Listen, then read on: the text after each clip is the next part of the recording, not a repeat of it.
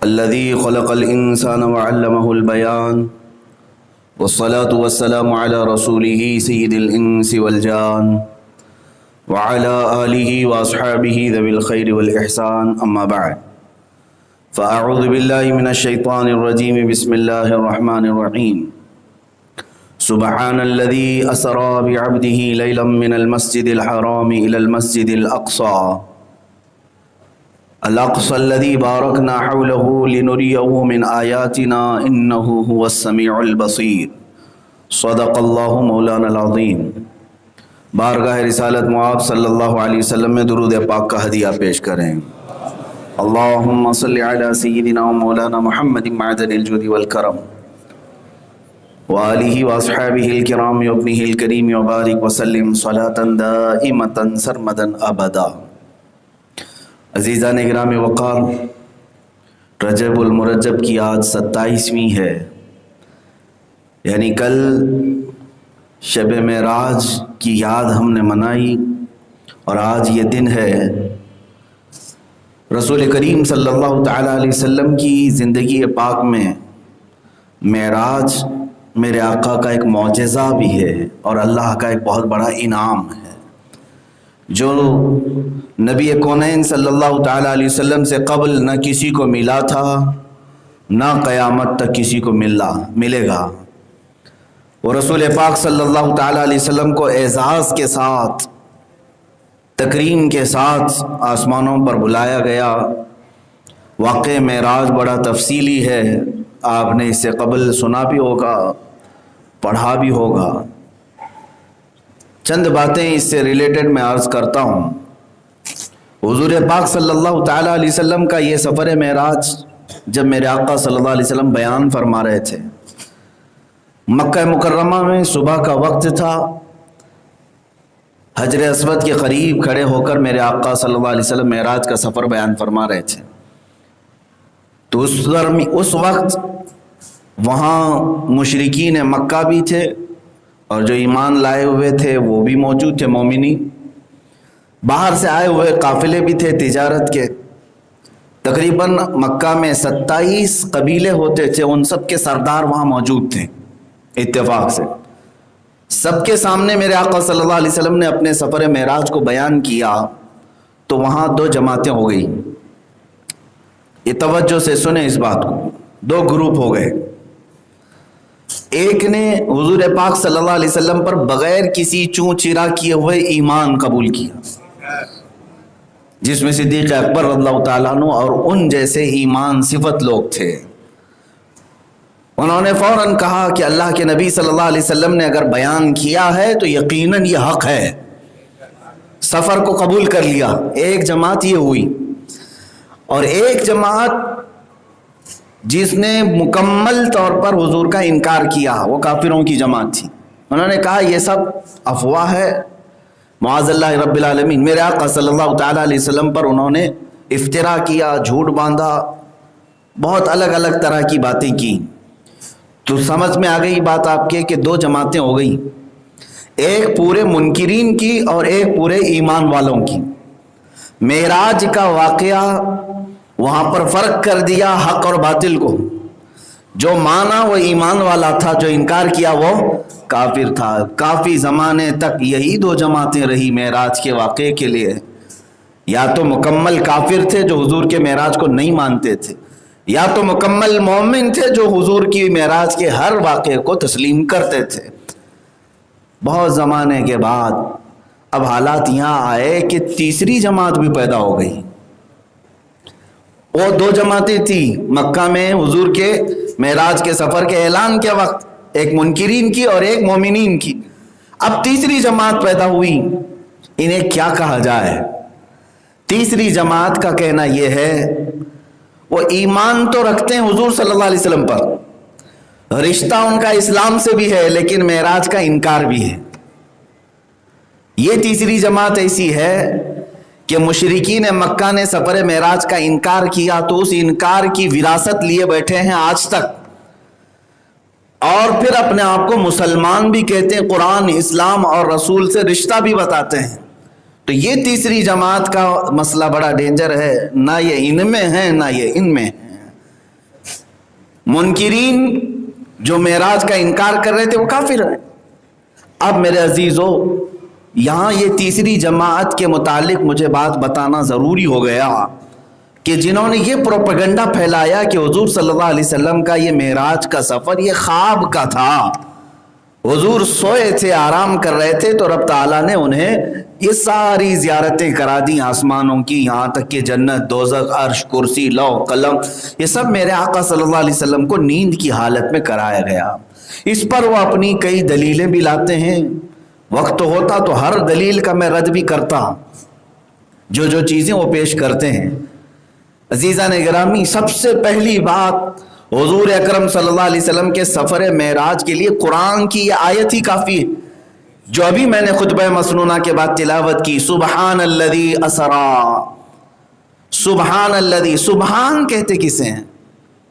سبحان کہتے ہیں ہر کمتر چیز اور ہر عیب سے پاک ذات کو، جس کے اندر عیب کا شائبہ بھی نہ ہو۔ سبحان اسے کہتے ہیں کہ جو ہر طرح کی چھوٹی چیزیں، کمتر چیزیں، عیب جس میں ہو ان سب سے پاک، اور جو بلند و بالا ہو اسے سبحان کہا جاتا ہے۔ اب مجھے بتائیے، یہ لفظ اس وقت کہا جاتا ہے جب کوئی بہت بڑا کام ہوا ہو، بہت بڑا کام ہوا ہو تو اس وقت کیا کہا جاتا ہے؟ سبحان۔ ظاہر سی بات ہے آپ کے ہاں بھی رواج ہے، جب کوئی بہت اچھی چیز دیکھتے ہیں تو کیا کہتے ہیں؟ سبحان اللہ۔ سبحان اللہ کا لفظ بھی آپ کے ہاں معمول یہ بنا ہوا ہے، بہت اعلیٰ چیز کو اگر آپ دیکھتے ہیں تو کیا کہتے ہیں؟ سبحان اللہ۔ میرے عزیزو، رب تعالیٰ جب سبحان کے ذریعے سے حضور کے سفر کو بیان کر رہا ہے، ترجمہ سنیے، اللہ فرما رہا ہے پاک ہے وہ ذات جس نے اپنے بندے خاص کو سفر کرایا رات کے ایک حصے میں مسجد حرم سے مسجد اقصی تک۔ یہ ترجمہ ہے قرآن پاک کا، سبحان الذی اسرا بعبدہ۔ اب اس میں کئی لفظ ہیں جو حضور صلی اللہ علیہ وسلم کے جسمانی معراج کی دلیل ہے، میں اسی پر آج گفتگو کر رہا ہوں۔ بس واقعہ بڑا تفصیلی ہے، صرف اور صرف یہ عقیدہ میں دینا چاہتا ہوں جن لوگوں نے یہ پروپیگنڈا پھیلایا کہ وہ سوتے ہوئے خواب میں گئے تھے، خواب میں آ گئے۔ اے میرے عزیز، خواب ہی کی بات ہوتی تو اتنا بڑا اس کو بیان نہیں کیا جاتا سبحان کہہ کر کے، اس کو تو یوں ہی بیان کر دیا جاتا۔ ارے خواب کی باتیں تو قرآن پاک میں آئی، ابراہیم علیہ السلام نے خواب دیکھا، اپنے بیٹے کو ذبح کر رہے ہیں، وہاں پر کہیں سبحان کا لفظ نہیں آیا۔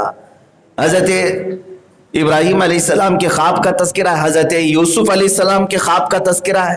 یوسف علیہ السلام نے خواب دیکھا، انی رأیت 11 کوکبا، کہ میں نے 11 ستاروں کو دیکھا ہے کہ وہ مجھے سجدہ کر رہے تھے۔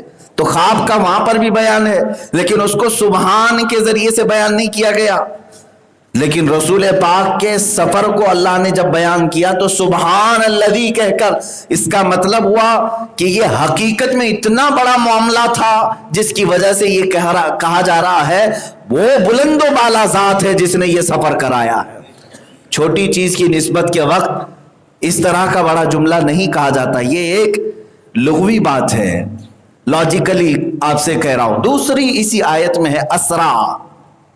اسرا یہ عربک ورڈ ہے۔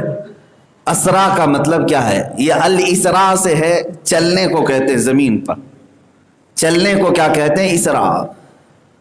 اب اس کو عربی میں ثلاثی مجرد بھی ہوتا ہے جس میں کہا جاتا ہے سریت من المسجد الحرام الى المسجد الاقصی، یعنی میں مسجد حرم سے مسجد اقصی تک چلا، سرا۔ اور اسرا کہتے ہیں چلانے کو، نیند میں نہیں، جسم کے ساتھ چلانے کو کیا کہتے ہیں؟ اسرا کہتے ہیں۔ اور قرآن کی اس آیت میں اللہ تعالیٰ نے فرمایا سبحان الذی اسرا، پاک ہے وہ ذات جس نے اپنے رسول کو حالت بیداری میں چلایا۔ نیند میں چلنے والے لفظ کو اسرا کا لفظ استعمال نہیں ہوتا عربی میں۔ تیسری دلیل اس کے اندر اسی آیت میں ہے، بعبدہ کہا، سبحان الذی اسرا بعبدہ۔ عبد کہتے ہیں بندے کو، یہ سب کو معلوم ہے۔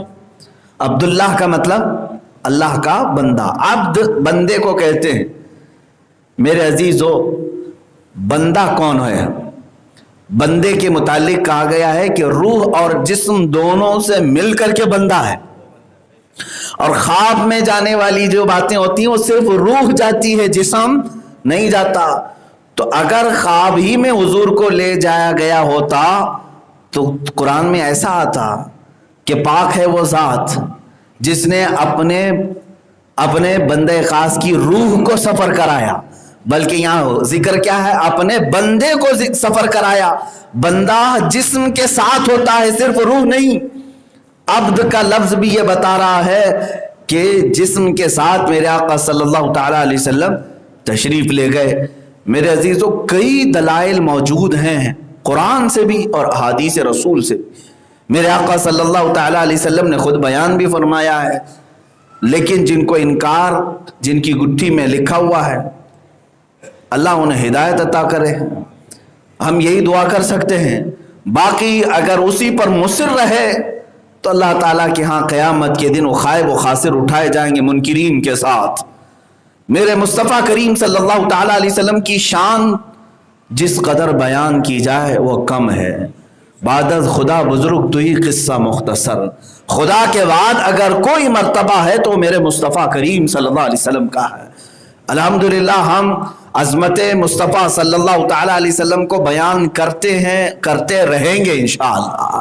اور معراج کا سفر بھی میرے نبی کی عظمت بیان کرنے کے لیے ہے. یہ کوئی کہانی نہیں ہے، یہ کوئی کہانی اس طرح سے نہیں ہے کہ سنا کر کے لوگوں کو لوریاں سنائی جائیں، بلکہ یہاں رسول پاک کی عظمت اور رفعت بیان کرنا ہے کہ جہاں جبرائیل کی بھی رسائی ختم ہوتی ہے وہاں سے میرے مصطفیٰ کا سفر پھر آگے شروع ہوتا ہے. جبرائیل امین سید الملائکہ جن کی طاقت و قوت کا اندازہ نہیں کر سکو گے.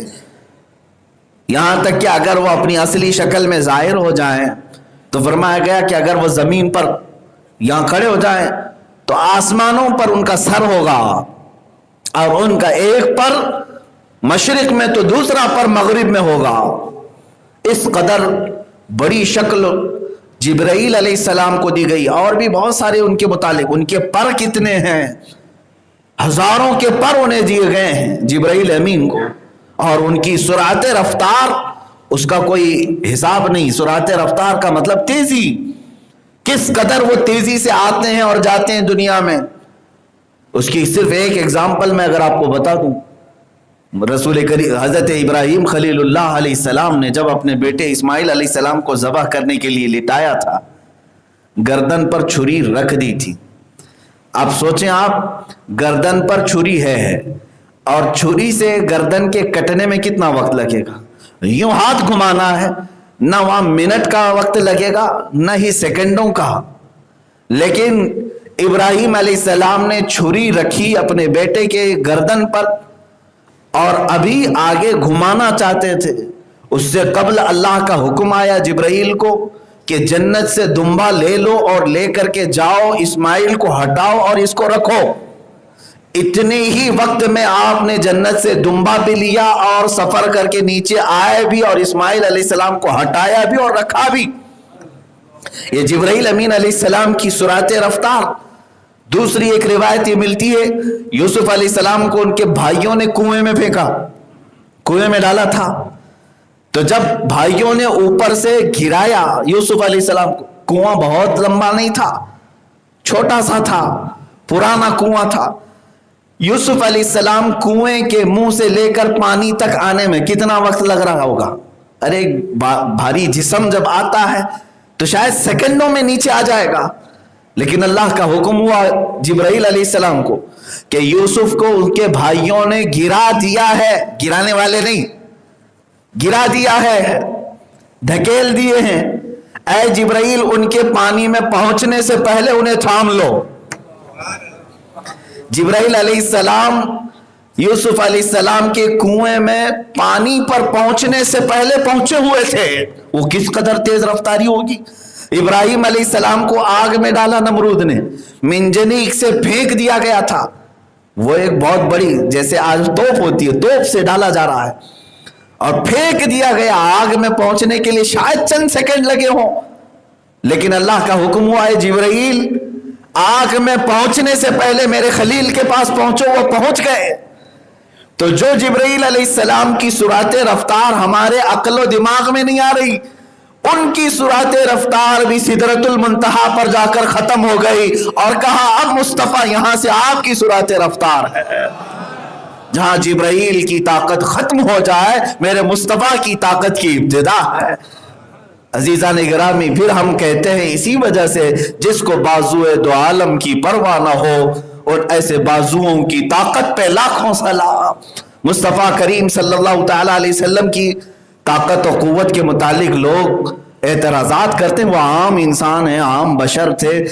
ان کے حضور اکرم صلی اللہ تعالیٰ علیہ وسلم کے متعلق جس طرح کے جملے آج کے کچھ ایسے دو ٹانگ کے جانوروں نے کہا کہ وہ بازار میں گھومتے پھرتے تھے, کھاتے پیتے تھے, اسی طرح رہتے تھے.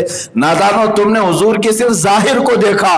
اگر عام انسان تھے تو جاؤ پہلے آسمان کا سفر کر کے دکھاؤ, سارے گرو گھنٹالوں کو لے لو اور اڑ کے دکھاؤ. ناسا خلائی اسپیس پر جانے والے آج تک جا جا کر کے تھک چکے, لیکن نہ یہ ابھی تک آسمانوں کا پتہ لگا سکے, نہ ہی ستاروں کی کھوج لگا سکے. یہاں تک کہ سائنٹسٹ بھی ابھی یہ کہتے ہیں کہ جو ستارے ہیں, یعنی آسمان میں جو ستارے ہیں, ان کے متعلق کہتے ہیں 50 بلین ہیں. یہ ایک اٹکل پچھو ہے, اندازے سے مارا ہوا ہے. 50 بلین ہے جو ہماری سمجھ میں آ گئے, جتنے ہم کو نظر آ گئے یا کیلکولیشن میں آ گئے. اور وہ کہتے ہیں پورے گیلیکسی کا جو حصہ ہمیں سمجھ میں آیا ہے وہ 40% ہے. ابھی 60% تو ہمیں پتہ ہی نہیں ہے کہ اس کے آگے ہے کیا.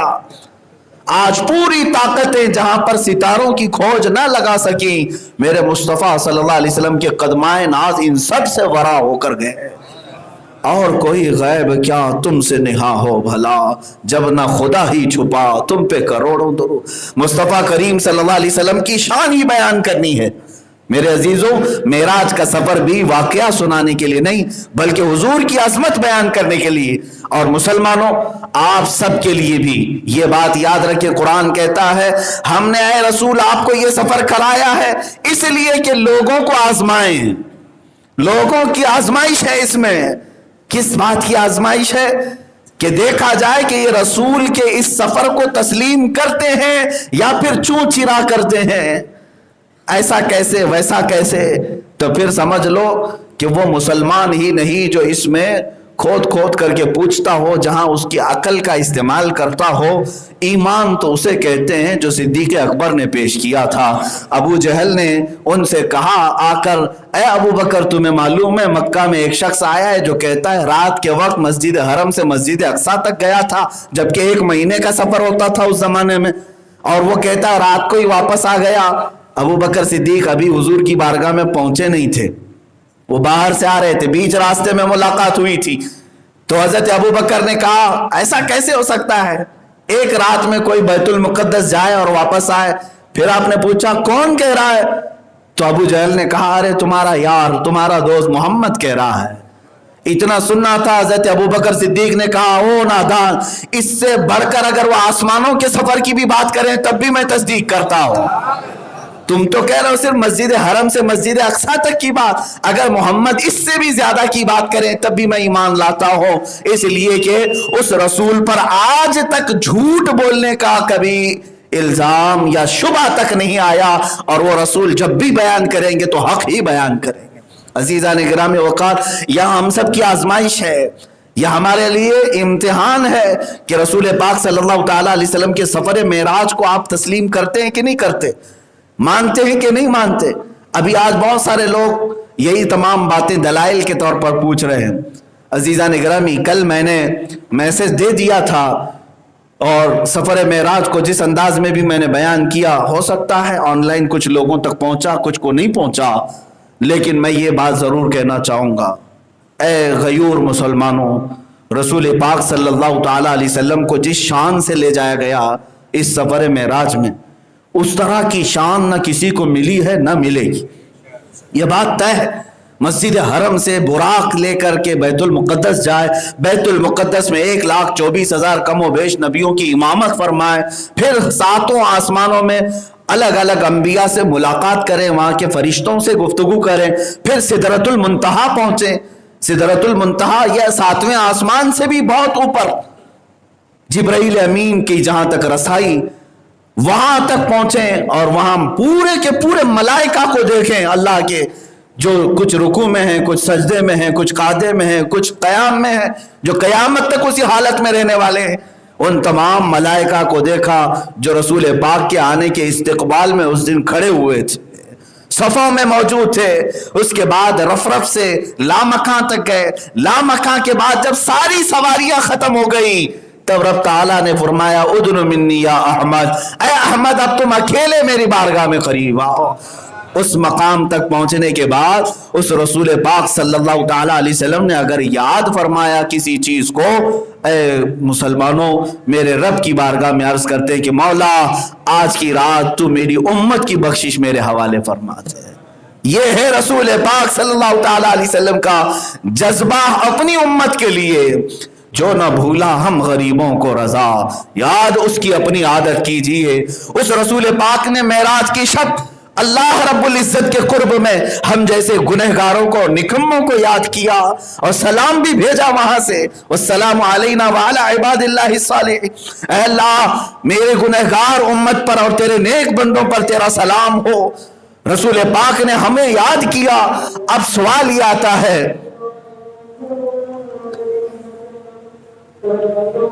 اذان ہو رہی ہے،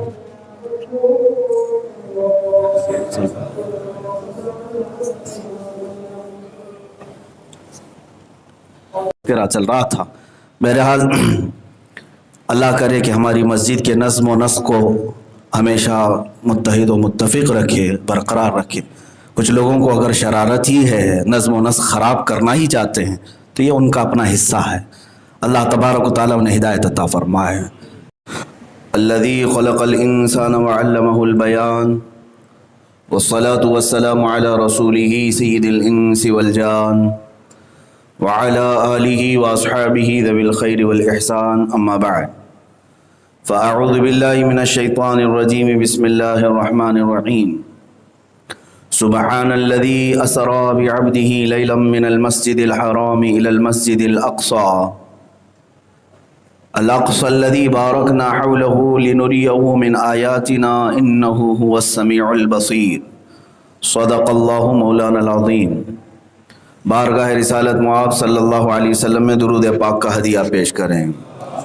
اللہم صلی علی سیدنا و مولانا محمد معدن الجود والکرم وآلہ واصحابہ الکرام وابنہ الکریم وبارک وسلم صلاة دائمتا سرمدا ابدا۔ عزیزان گرامی وقار، رجب المرجب کی آج 27ویں ہے، یعنی کل شب معراج کی یاد ہم نے منائی، اور آج یہ دن ہے رسول کریم صلی اللہ تعالیٰ علیہ وسلم کی زندگی پاک میں معراج میرے آقا کا ایک معجزہ بھی ہے اور اللہ کا ایک بہت بڑا انعام ہے، جو نبی کونین صلی اللہ تعالیٰ علیہ وسلم سے قبل نہ کسی کو ملا تھا، نہ قیامت تک کسی کو ملے گا۔ وہ رسول پاک صلی اللہ تعالیٰ علیہ وسلم کو اعزاز کے ساتھ، تکریم کے ساتھ آسمانوں پر بلایا گیا۔ واقع معراج بڑا تفصیلی ہے، آپ نے اس سے قبل سنا بھی ہوگا، پڑھا بھی ہوگا۔ چند باتیں اس سے ریلیٹڈ میں عرض کرتا ہوں۔ حضور پاک صلی اللہ تعالیٰ علیہ وسلم کا یہ سفر معراج جب میرے آقا صلی اللہ علیہ وسلم بیان فرما رہے تھے، مکہ مکرمہ میں صبح کا وقت تھا، حجر اسود کے قریب کھڑے ہو کر میرے آقا صلی اللہ علیہ وسلم معراج کا سفر بیان فرما رہے تھے۔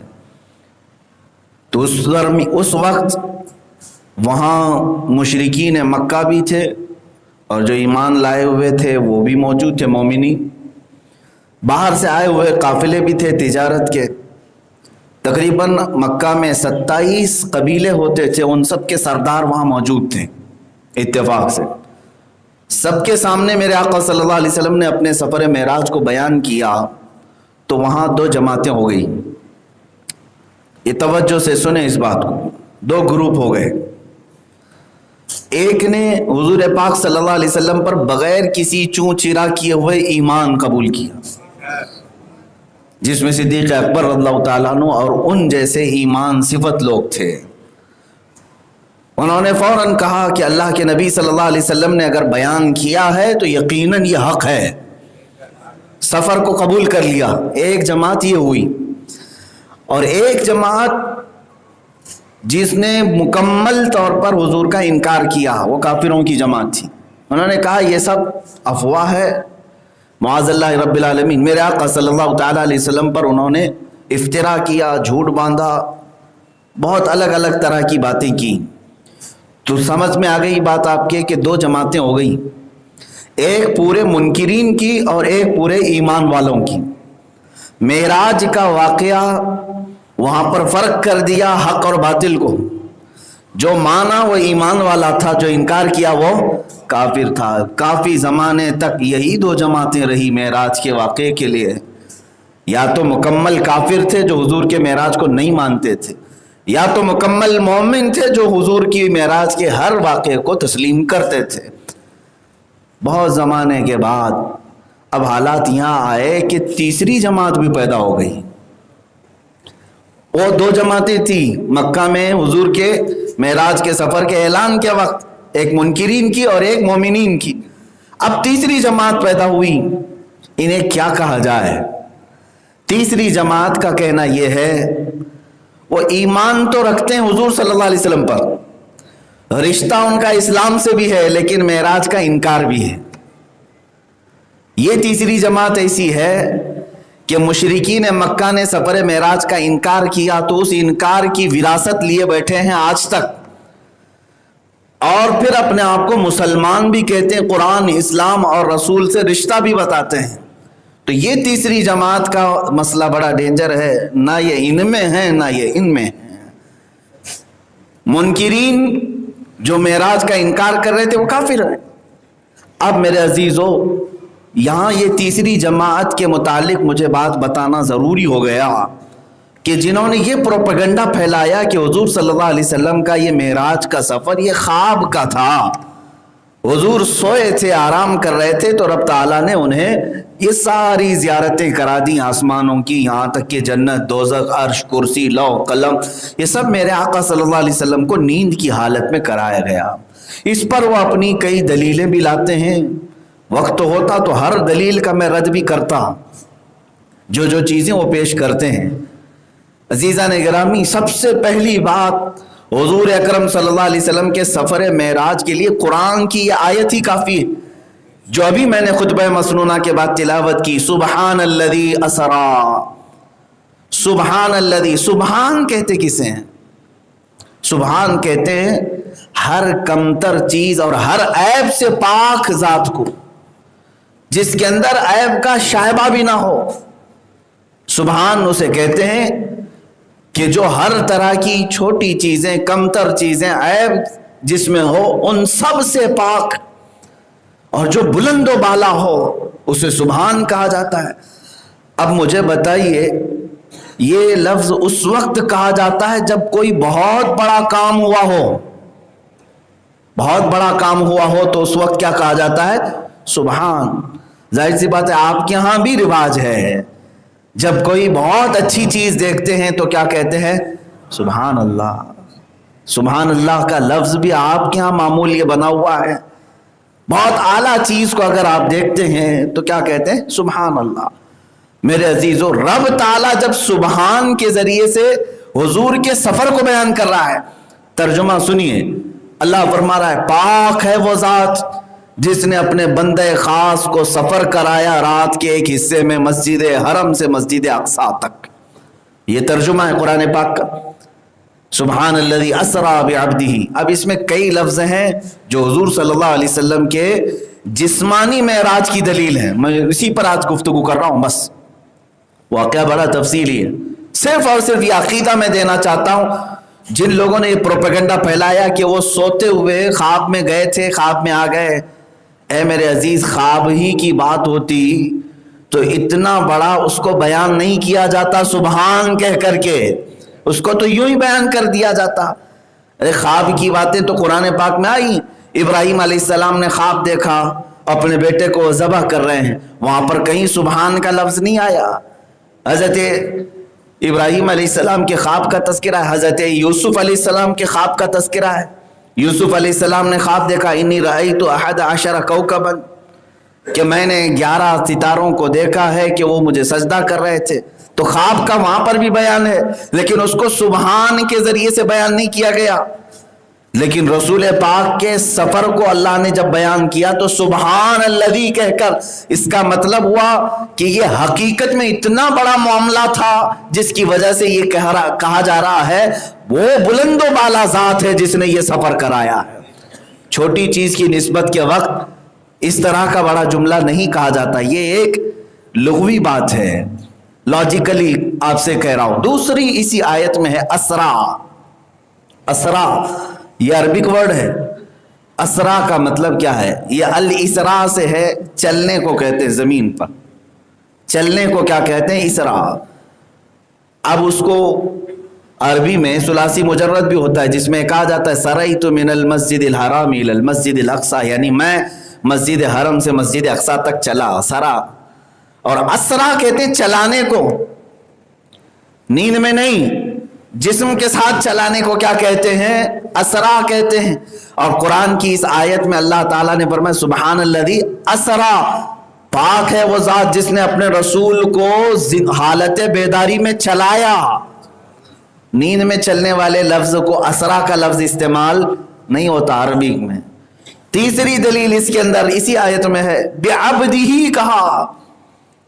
سبحان الذی اسرا بعبدہ، عبد کہتے ہیں بندے کو، یہ سب کو معلوم ہے.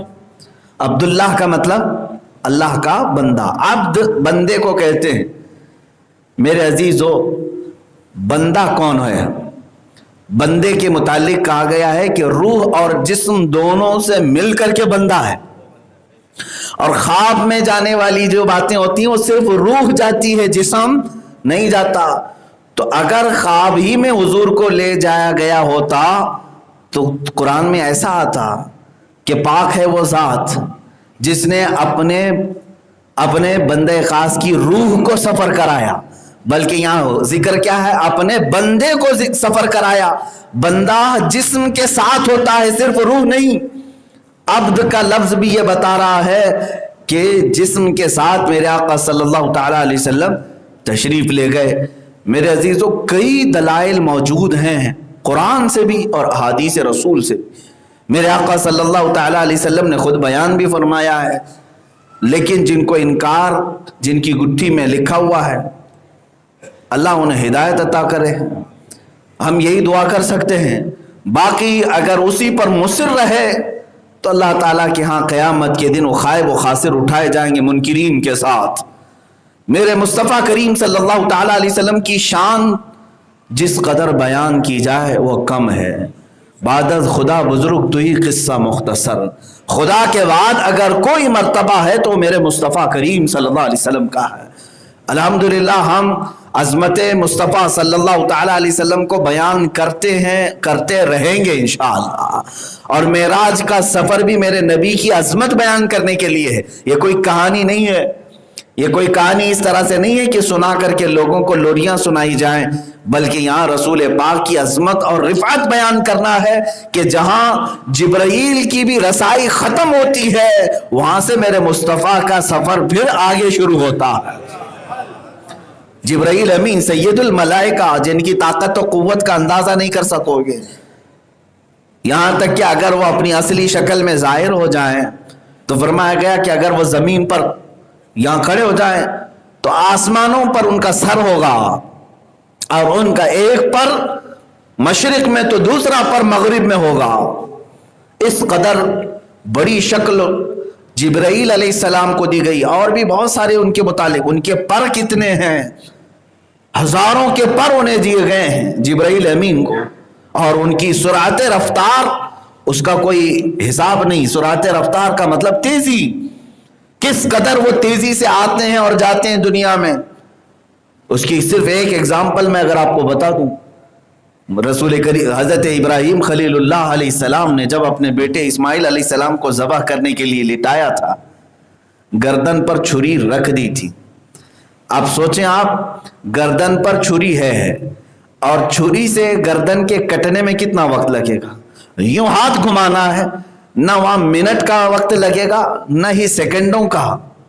لیکن ابراہیم علیہ السلام نے چھری رکھی اپنے بیٹے کے گردن پر اور ابھی آگے گھمانا چاہتے تھے، اس سے قبل اللہ کا حکم آیا جبرائیل کو کہ جنت سے دمبا لے لو اور لے کر کے جاؤ، اسماعیل کو ہٹاؤ اور اس کو رکھو۔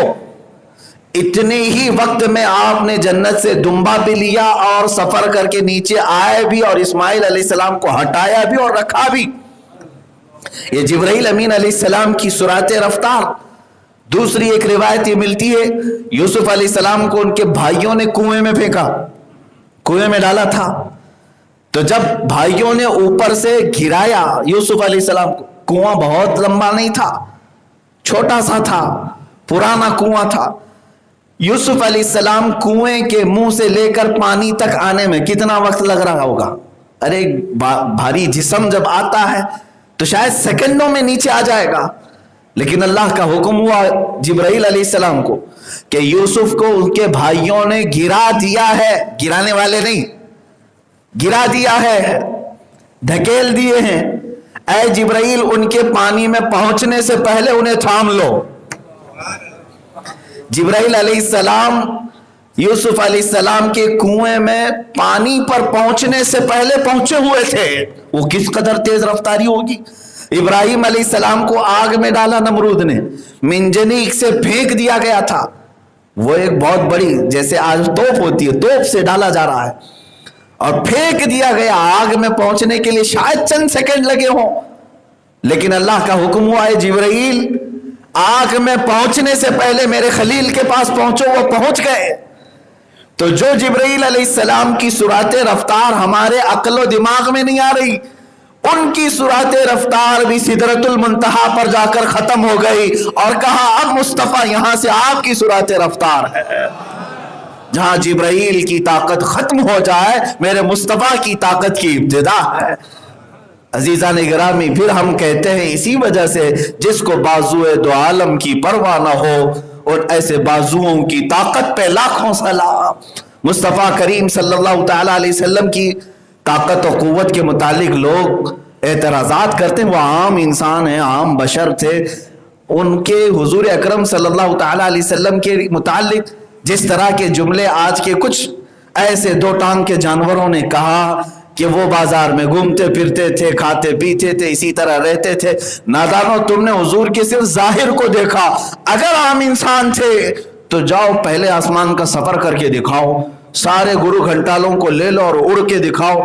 ناسا خلائی اسپیس پر جانے والے آج تک جا جا کر کے تھک چکے، لیکن نہ یہ ابھی تک آسمانوں کا پتہ لگا سکے، نہ ہی ستاروں کی کھوج لگا سکے۔ یہاں تک کہ سائنٹسٹ بھی ابھی یہ کہتے ہیں کہ جو ستارے ہیں، یعنی آسمان میں جو ستارے ہیں، ان کے متعلق کہتے ہیں 50 بلین ہیں۔ یہ ایک اٹکل پچھو ہے، اندازے سے مارا ہوا ہے، 50 بلین ہے جو ہماری سمجھ میں آ گئے، جتنے ہم کو نظر آ گئے یا کیلکولیشن میں آ گئے۔ اور وہ کہتے ہیں پورے گیلیکسی کا جو حصہ ہمیں سمجھ میں آیا ہے وہ 40% ہے، ابھی 60% تو ہمیں پتہ ہی نہیں ہے کہ اس کے آگے ہے کیا۔ آج پوری طاقتیں جہاں پر ستاروں کی کھوج نہ لگا سکیں، میرے مصطفیٰ صلی اللہ علیہ وسلم کے قدمائے ناز ان سب سے ورا ہو کر گئے۔ اور کوئی غیب کیا تم سے نہا ہو بھلا، جب نہ خدا ہی چھپا تم پہ کروڑوں درود۔ مصطفیٰ کریم صلی اللہ علیہ وسلم کی شان ہی بیان کرنی ہے۔ میرے عزیزوں، معراج کا سفر بھی واقعہ سنانے کے لیے نہیں بلکہ حضور کی عظمت بیان کرنے کے لیے۔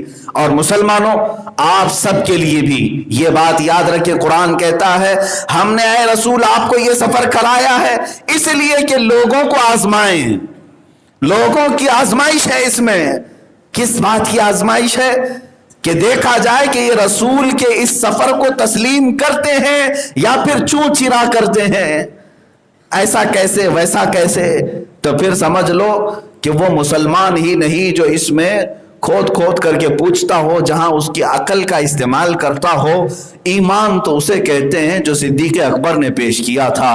ابو جہل نے ان سے کہا آ کر، اے ابو بکر تمہیں معلوم ہے مکہ میں ایک شخص آیا ہے جو کہتا ہے رات کے وقت مسجد حرم سے مسجد اقصیٰ تک گیا تھا، جبکہ 1 مہینے کا سفر ہوتا تھا اس زمانے میں، اور وہ کہتا ہے رات کو ہی واپس آ گیا۔ ابو بکر صدیق ابھی حضور کی بارگاہ میں پہنچے نہیں تھے، وہ باہر سے آ رہے تھے، بیچ راستے میں ملاقات ہوئی تھی. تو حضرت ابو بکر نے کہا ایسا کیسے ہو سکتا ہے ایک رات میں کوئی بیت المقدس جائے اور واپس آئے؟ پھر آپ نے پوچھا کون کہہ رہا ہے؟ تو ابو جہل نے کہا ارے تمہارا یار، تمہارا دوست محمد کہہ رہا ہے. اتنا سننا تھا. حضرت ابو بکر صدیق نے کہا او نادان، اس سے بڑھ کر اگر وہ آسمانوں کے سفر کی بھی بات کریں تب بھی میں تصدیق کرتا ہوں. تم تو کہہ رہے ہو صرف مسجد حرم سے مسجد اقصی تک کی بات، اگر محمد اس سے بھی زیادہ کی بات کریں تب بھی میں ایمان لاتا ہوں. اس لیے کہ اس رسول پر آج تک جھوٹ بولنے کا کبھی الزام یا شبہ تک نہیں آیا، اور وہ رسول جب بھی بیان کریں گے تو حق ہی بیان کریں گے.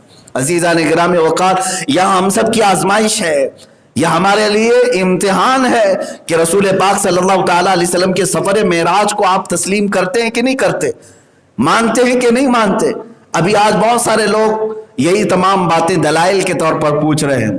عزیزان گرامی، کل میں نے میسج دے دیا تھا اور سفر معراج کو جس انداز میں بھی میں نے بیان کیا، ہو سکتا ہے آن لائن کچھ لوگوں تک پہنچا، کچھ کو نہیں پہنچا، لیکن میں یہ بات ضرور کہنا چاہوں گا، اے غیور مسلمانوں، رسول پاک صلی اللہ تعالیٰ علیہ وسلم کو جس شان سے لے جایا گیا اس سفر معراج میں، اس طرح کی شان نہ کسی کو ملی ہے نہ ملے گی. یہ بات طے ہے. مسجد حرم سے براق لے کر کے بیت المقدس جائے، بیت المقدس میں 1,24,000 کم و بیش نبیوں کی امامت فرمائے، پھر ساتوں آسمانوں میں الگ الگ انبیاء سے ملاقات کریں، وہاں کے فرشتوں سے گفتگو کریں، پھر سدرۃ المنتہا پہنچیں. سدرۃ المنتہا یہ 7ویں آسمان سے بھی بہت اوپر، جبرائیل امین کی جہاں تک رسائی، وہاں تک پہنچیں اور وہاں پورے کے پورے ملائکہ کو دیکھیں، اللہ کے جو کچھ رکوع میں ہیں، کچھ سجدے میں ہیں، کچھ قعدے میں ہیں، کچھ قیام میں ہیں، جو قیامت تک اسی حالت میں رہنے والے ہیں. ان تمام ملائکہ کو دیکھا جو رسول پاک کے آنے کے استقبال میں اس دن کھڑے ہوئے تھے، صفوں میں موجود تھے.